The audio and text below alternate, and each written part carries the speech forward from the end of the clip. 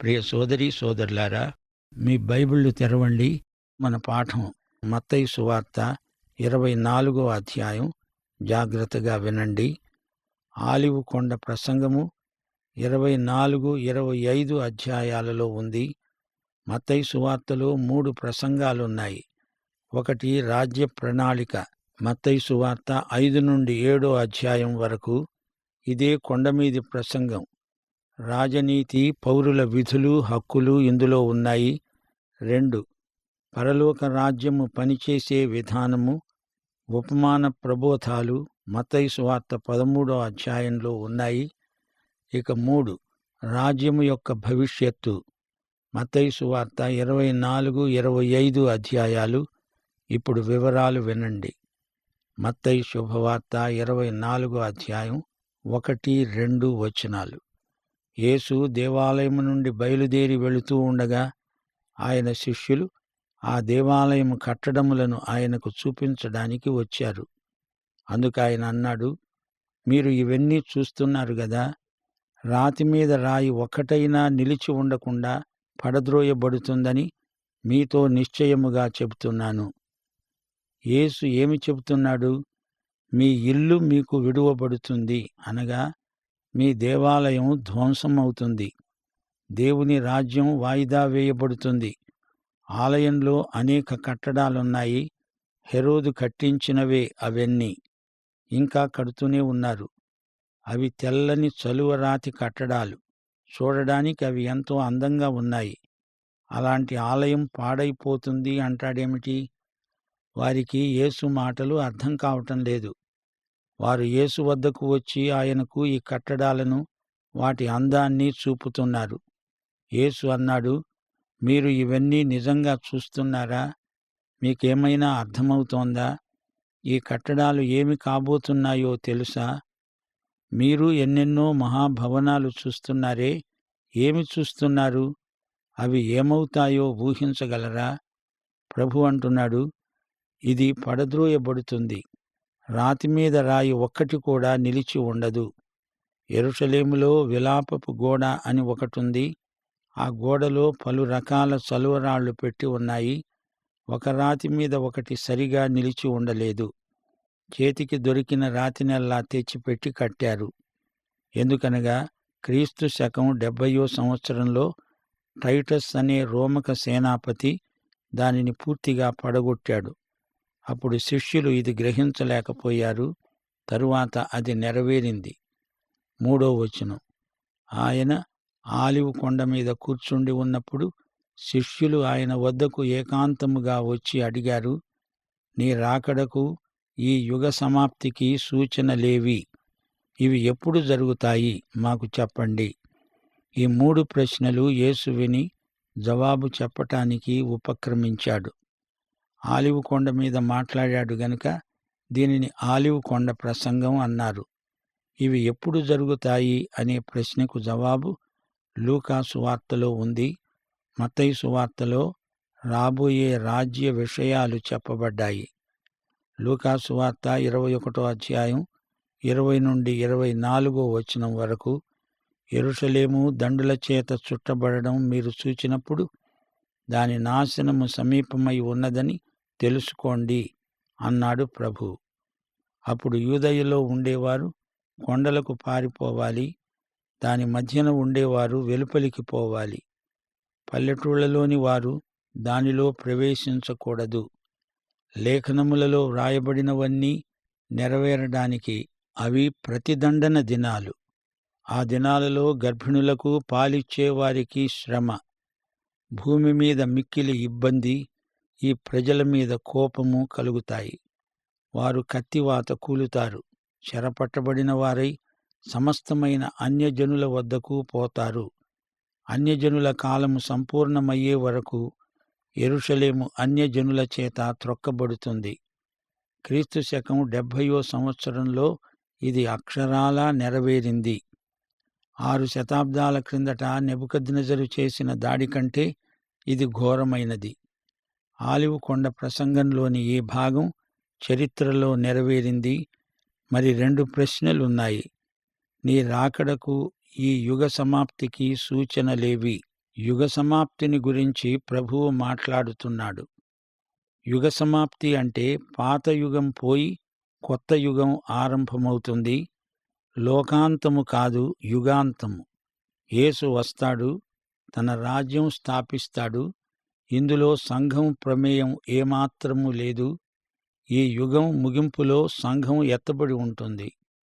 ఇశ్రాయేలు జాతికి అవి చివరి రోజులు. మహాశ్రమల కాలాన్ని గురించి ప్రభువు మాట్లాడుతున్నాడు. 4వ వచనం, ఎవరునూ మిమ్మును మోసపరచకుండా చూచుకొనండి. ఈ యుగంలో ఎంతో మోసం ఉంది. అంత్యక్రీస్తు కనపడినప్పుడు శ్రమల కాలంలో అంతా మోసమే. 2 పేతురు 2వ అధ్యాయం 1వ వచనం, అబద్ధ ప్రవక్తలు ప్రజలలో ఉన్నారు.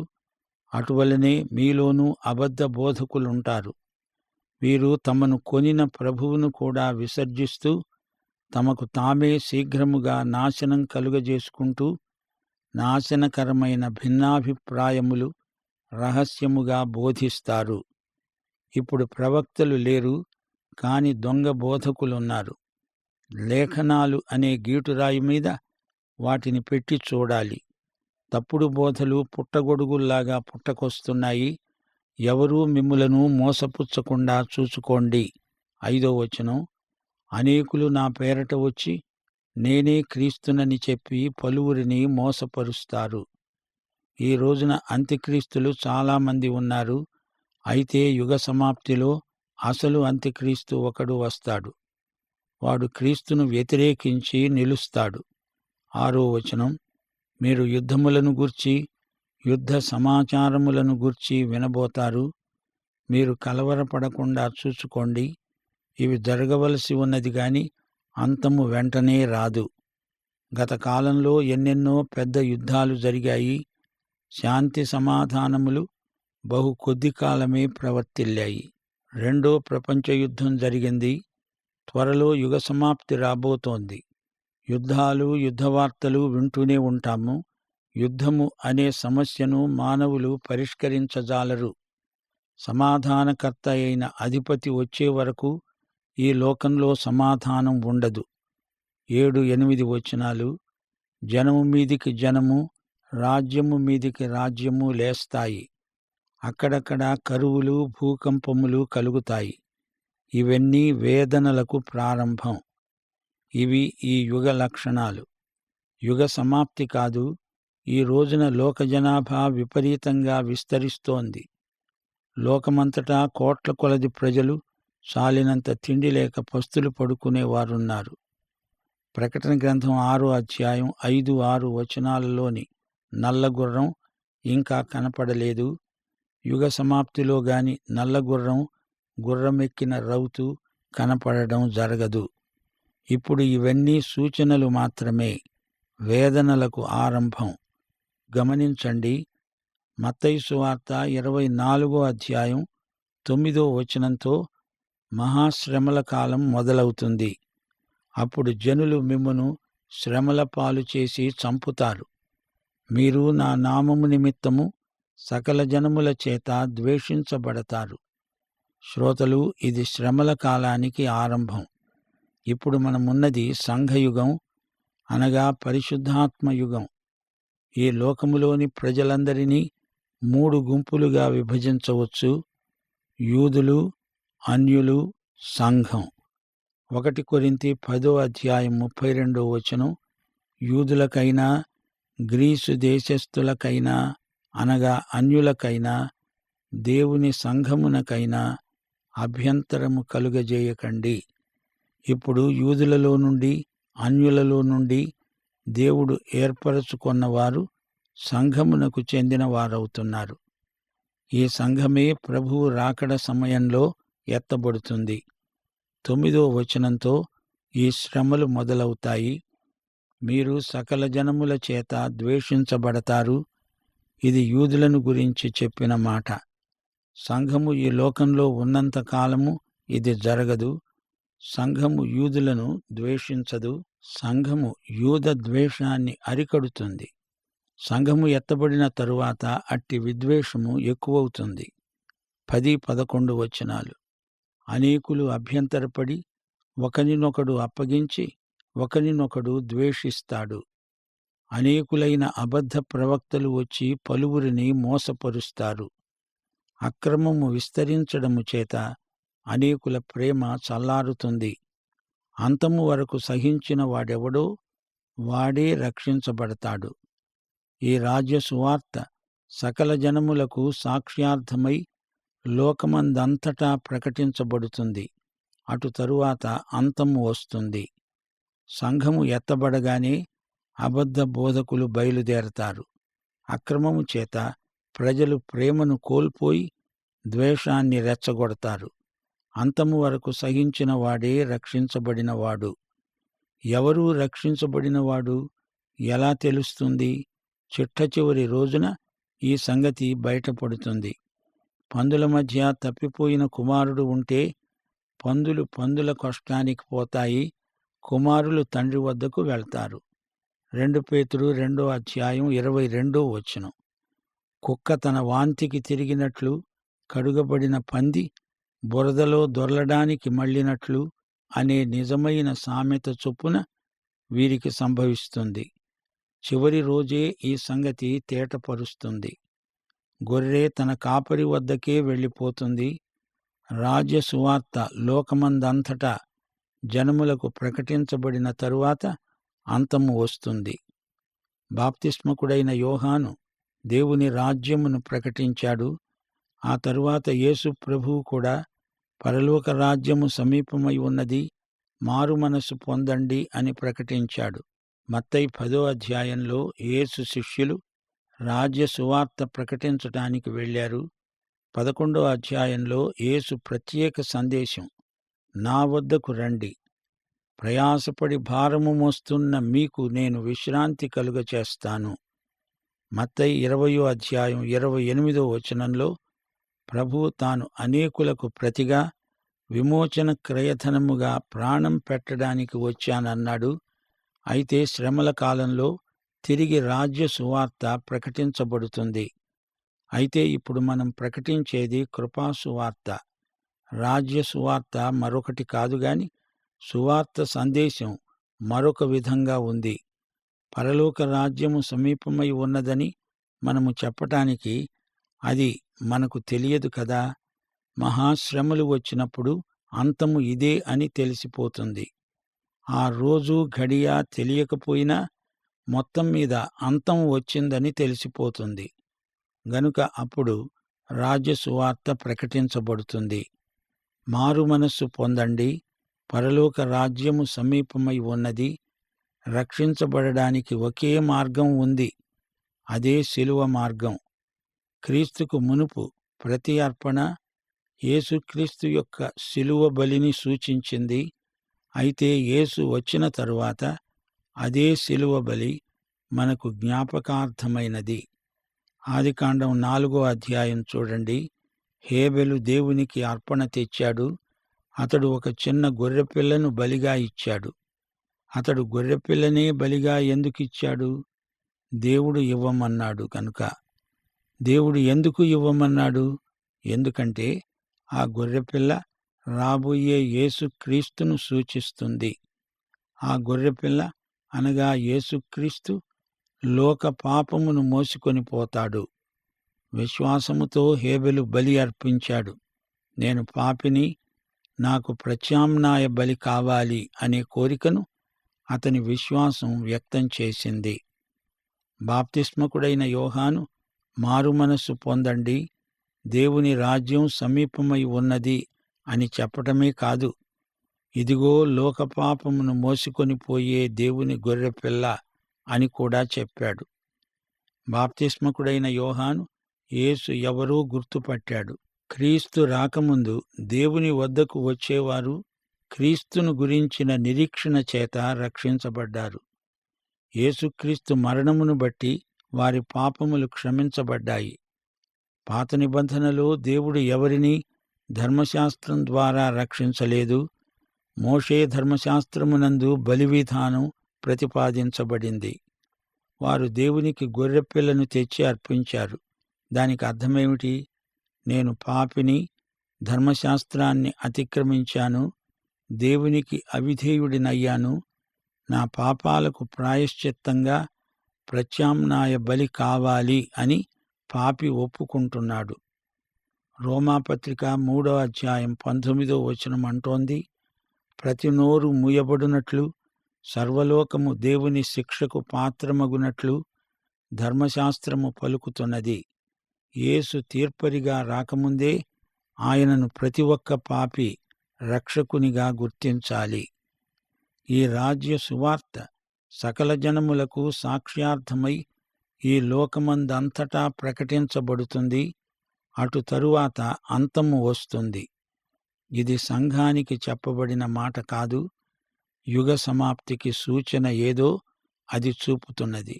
15 ప్రవక్తయైన దానియేలు ద్వారా చెప్పబడిన నాశనకరమైన హేయ వస్తువు పరిశుద్ధ స్థలమందు నిలవటం మీరు చూడగానే చదివేవాడు గ్రహించునుగాక. యూదయలో ఉండేవారు కొండలకు పారిపోవాలి. మిద్దె మీద ఉండేవాడు తన ఇంటిలో నుండి ఏదైనా తీసుకొని పోటానికి దిగకూడదు. పొలములో ఉండేవాడు తన బట్టలు తీసుకొని పోవటానికి ఇంటికి రాకూడదు. వింటున్నారా? నాశనకరమైన హేయ వస్తువు ఏది? ఆంటియోకస్ ఎపిఫనెస్ అనేవాడు సిరియా దేశానికి చెందిన వ్యక్తి. అతడు వచ్చి యెరూషలేమును ధ్వంసం చేశాడు. దానియేలు గ్రంథం 11:31 అతని పక్షమున శూరులు లేచి పరిశుద్ధ స్థలపు కోటను అపవిత్రపరచి అనుదిన బలి నిలిపివేసి నాశనమును కలుగజేసే హేయమైన వస్తువును నిలువబెడతాడు. యాంటియోకస్ ఎపిఫనెస్ అనేవాడు క్రీస్తు పూర్వం 170 సంవత్సరంలో యెరూషలేమును ముట్టడించాడు. ఆ సమయంలో 1,00,000కు పైగా యూదులు చనిపోయారు. అనుదిన బలి అర్పణను దేవాలయములో నుండి తీసుకొని పంది రక్తముతో కలిపి బలిపీఠము మీద ఉంచాడు. జూపిటర్ అనే దేవత విగ్రహాన్ని పరిశుద్ధ స్థలంలో ఉంచి దానికి పూజ చేయించాడు. అయితే దానియేలు 12:11 మరొక హేయ వస్తువు ఉన్నది. అనుదిన బలి నిలుపు చేయబడిన కాలము మొదలుకొని నాశనము కలుగజేసే హేయమైన దానిని నిలువబెట్టే వరకు 1290 దినములవుతుంది. ఇది అంత్యక్రీస్తు యొక్క విగ్రహం. ఈ విగ్రహాన్ని దేవాలయంలో ప్రతిష్ఠ చేస్తాడు. శ్రమల కాలంలో ఈ దేవాలయం తిరిగి నిర్మించబడుతుంది. శ్రమల కాలంలోనే పాలస్తీనాకు ఇశ్రాయేలీయులు తిరిగి వస్తారు. ఇక్కడ ప్రభువు దేవాలయాన్ని గురించి మాట్లాడుతున్నాడు. ఇది సంఘము కాదు. సంఘములో పరిశుద్ధ స్థలమంటూ ప్రత్యేకంగా ఉండదు. నాశనకరమైన హేయ వస్తువు కనపడింది అంటే అది మహాశ్రమలకు ఆరంభ సూచన. అయినా మనం వాటి కోసం చూడడం ఎందుకు? అంత్యక్రీస్తు ఏడి, హేయ వస్తువు ఏది అని చూచే బదులు తీతు పత్రిక 2:13 ప్రకారం మహాదేవుడు మన రక్షకుడు అయిన యేసుక్రీస్తు మహిమ యొక్క ప్రత్యక్షత కొరకు ఎదురు చూస్తూ ఈ లోకంలో స్వస్థబుద్ధితో, నీతితో, భక్తితో బ్రతుకుతూ ఉండాలి. ప్రభు అంటున్నాడు, చదివేవాడు గ్రహించునుగాక. అనగా అక్కడ ఉన్నవారు గ్రహిస్తారు. నీవు నేను అక్కడ ఉండము. అందుకే దేవుడు మనకు వివరాలు చెప్పలేదు. యూదయలో ఉండేవారు కొండలకు పారిపోవాలి. మనమక్కడ ఉండము. యూదయలో ఉన్నవారు మాత్రమే పారిపోతారు. పాలస్తీనాలో ఉన్నవారికి చెప్పబడిన మాట ఇది. మిద్దె మీది నుండి వారు దిగరు. పొలములో ఉన్నవారు తిరిగి రారు. ఈ ప్రవచనం అక్కడి ప్రజలను ఉద్దేశించింది. 19 అయ్యో, ఆ దినములలో గర్భిణులకు పాలిచ్చేవారికి శ్రమ. మహాశ్రమల కాలంలో అక్కడి జనాభా విపరీతంగా పెరిగిపోతుంది. ఇప్పటికే భూమి బరువు మొయ్యలేక అఘోరిస్తున్నది. అందుకే భూకంపాలు వస్తున్నాయి. మనము యుగ సమాప్తి అంచున ఉన్నాము. మత్తయి సువార్త 24:20 అప్పుడు మహాశ్రమ కలుగుతుంది గనుక మీరు పారిపోవడము చలికాలమందైనా విశ్రాంతి దినమందైనా సంభవించకుండా ఉండాలని ప్రార్థించండి. లోకారంభము నుండి ఇప్పటి వరకు అట్టి శ్రమ కలుగలేదు, ఇక ఎప్పుడూ కలుగబోదు. ఆ దినములు తక్కువ చేయబడకపోయిన ఎడల ఏ శరీరీ తప్పించుకొనడు. ఏర్పరచబడిన వారి నిమిత్తము ఆ దినములు తక్కువ చేయబడతాయి. విశ్రాంతి దినము అంటే సబ్బాతు, శనివారం. ఇది యూదులకు చెందింది. మనకు ఆదివారమే ఆరాధన దినం. మన ప్రభు ఆదివారము నాడే మృతులలో నుండి లేచాడు. అట్టి శ్రమ ఎన్నడూ కలుగలేదు. చరిత్రలో ఎవ్వరూ కనీవినీ ఎరుగరు. ఈ యుగ సమాప్తి మహాశ్రమలకు ఆరంభం.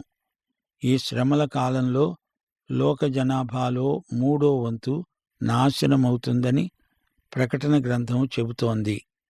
మరో సందర్భంలో లోక జనాభాలో 4వ వంతు హతమైపోతుందని చెప్పబడింది. ప్రకటన గ్రంథం 6వ అధ్యాయం ఎర్రగుర్రాన్ని, యుద్ధాశ్వాన్ని మనకు పరిచయం చేసింది. నల్లగుర్రం అంటే కరువు, పాండుర వర్ణము గల గుర్రము మరణము. లోక జనాభా పూర్తిగా హతమైపోతుంది. ఇది అతిశయోక్తి కాదు, అక్షర సత్యం. అయితే ఏర్పరచబడిన వారి విషయం ఆ దినములు తక్కువ చేయబడతాయి. దేవుని ప్రజలకు ఇది గొప్ప ఆదరణ. మానవత ఆత్మహత్యకు పూనుకుంటే దేవుడది జరగనీయడు. ఈ శ్రమల కాలం పొడిగించబడదు. ఏర్పరచబడిన వారి కోసం దేవుడు ఇది చేస్తాడు. మత్తయి సువార్త 24వ అధ్యాయం 23వ వచనం. ఆ కాలమందు ఎవడైనా ఇదిగో క్రీస్తు ఇక్కడ ఉన్నాడు, అక్కడ ఉన్నాడు అని చెప్పిన ఎడల నమ్మకండి.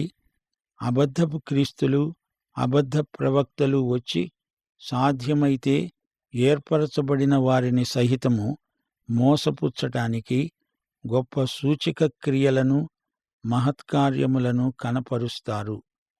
ఇదిగో ముందుగా నేను మీతో చెబుతున్నాను. అద్భుతాలు చేస్తాము అనే వారిని జాగ్రత్తగా కనిపెట్టి చూడండి. రాబోయే మహాద్భుతాల ఘనాపాఠి క్రీస్తు కాడు, వాడు అంత్యక్రీస్తు, అబద్ధ ప్రవక్త. పాఠం ఇంతటితో సమాప్తం. దైవాశీస్సులు. ఆమేన్.